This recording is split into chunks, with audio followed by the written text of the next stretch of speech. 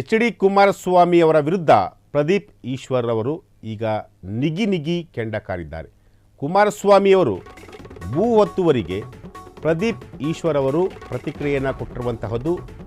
H D Kumaraswamy ಅವರು ಮಂತ್ರಿಗಿರಿ ಅನ್ನೋದನ್ನು ಮಂತ್ರಿಗಿರಿ ಅನ್ನೋ ಚಾಕ್ಲೇಟ್ ಕೊಟ್ಟರು. ಎಚ್ ಡಿ ಕೆಗೆ ಮಂತ್ರಿಗಿರಿ ಅನ್ನೋ ಚಾಕ್ಲೇಟ್ ಕೊಟ್ಟರು. ನನಗೂ ಕುಮಾರಣ್ಣನ ಮೇಲೆ ಲವ್ ಇದೆ, ನಾಜೂಕಾಗಿಯೇ ಕುಮಾರಸ್ವಾಮಿಗೆ ಕಾಲಿಡದಂತಹ ಶಾಸಕ ಪ್ರದೀಪ್ ಈಶ್ವರ್.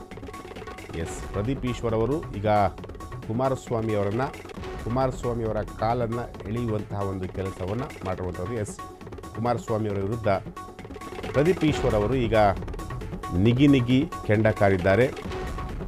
ಎಚ್ ಡಿ ಕೆಗೆ ಮಂತ್ರಿಗಿರಿ ಅನ್ನೋ ಚಾಕ್ಲೇಟ್ ಕೊಟ್ಟರು ಅನ್ನೋ ಒಂದು ಅರ್ಥದಲ್ಲಿ ಈಗ ಕುಮಾರಸ್ವಾಮಿಯವರ ಭೂ ಒತ್ತುವರಿ ವಿಚಾರಕ್ಕೆ ಸಂಬಂಧಪಟ್ಟಂತೆ ಈಗ ರಿಯಾಕ್ಟ್ ಮಾಡಿರುವಂತಹದ್ದು.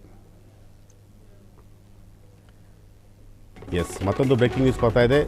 ಕೇಂದ್ರ ಸಚಿವರೇ ಕೆರೆ ಒತ್ತುವರಿ ಮಾಡಿದ್ದಾರೆ.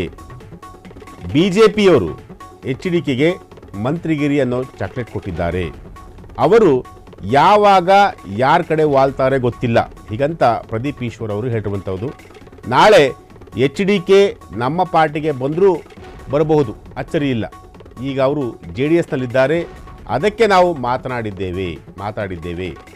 ಎಚ್ ಡಿ ಕೆ ಮೇಲೆ ನನಗೂ ಲವ್ ಇದೆ, ಹೀಗಂತ ಪ್ರದೀಪ್ ಈಶ್ವರ್ ಅವರು ಹೇಳಿರುವಂಥದ್ದು.